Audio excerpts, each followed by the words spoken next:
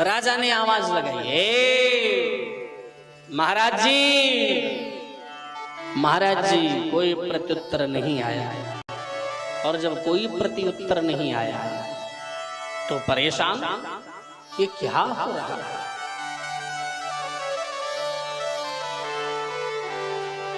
लग रहा है महाराज जी हमारी बात सुन रहे हैं, लेकिन इसलिए नहीं बोल रहे हैं कि राजा के चक्कर में कौन पड़े, अभी अपने आप चिल्ला के चले जाएंगे।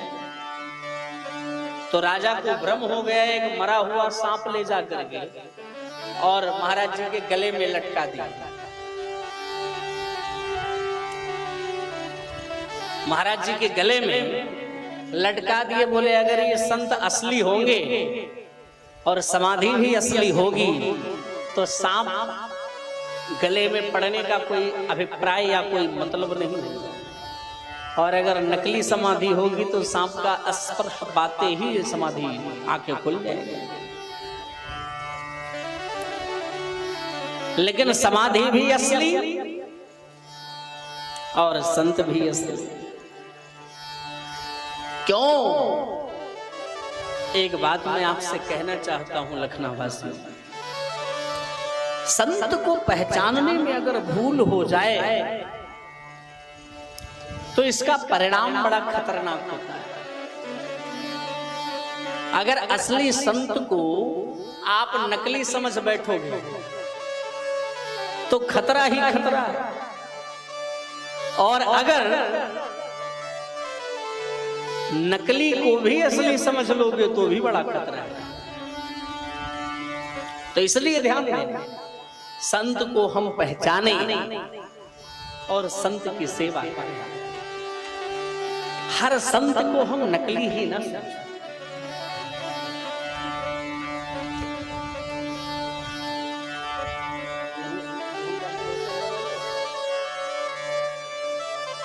तो भाई कहने का तात्पर्य है संत भी असली और समाधि भी असली, और कोई अंतर प्रत्यंतर नहीं। जब अन्य बालकों ने देखा तो जाकर के महाराज जी के सुपुत्र से जाकर के सारी बात बताई, जो कि कौशिकी नदी के तट पर खेल रहा था, कि आपके पिता का समाधि अवस्था में अपमान हुआ। तो बड़ा क्रोध आया, और क्रोध आया तो एक श्राप दे दिया।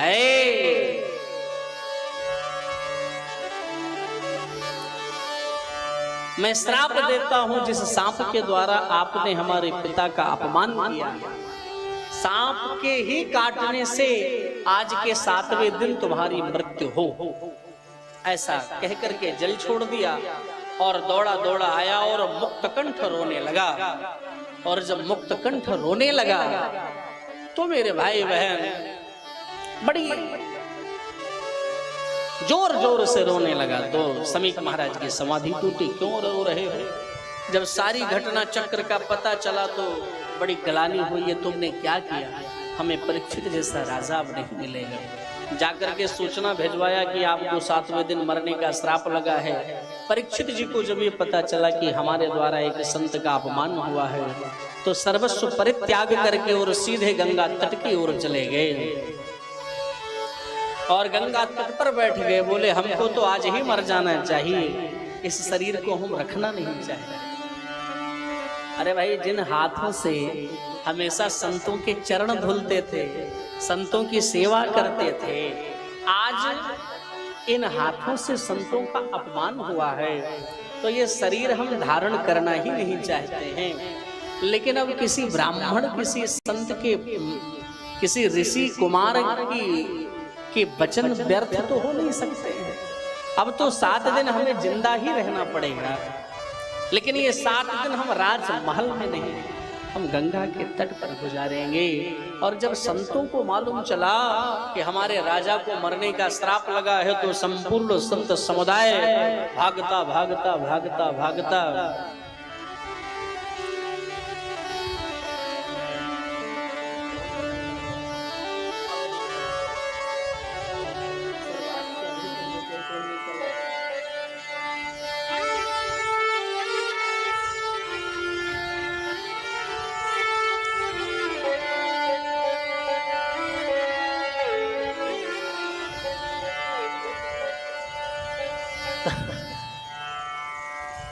भैया सब संत लोग आए, बड़े बड़े संत लोग आए। अत्रे वसिष्ठश्च मुनश्च गौतम मेधातिथिर्देवल देवराज। बड़े बड़े संत समुदाय वहां पर विराजमान है और एक इतने संतों का एक साथ दर्शन करके बड़ी सुखानुभूति हो रही है। समस्त संतों को देखकर परीक्षित बड़े प्रसन्न हो रहे हैं। गिरिजा संत समागम समन लाभ कछुआ।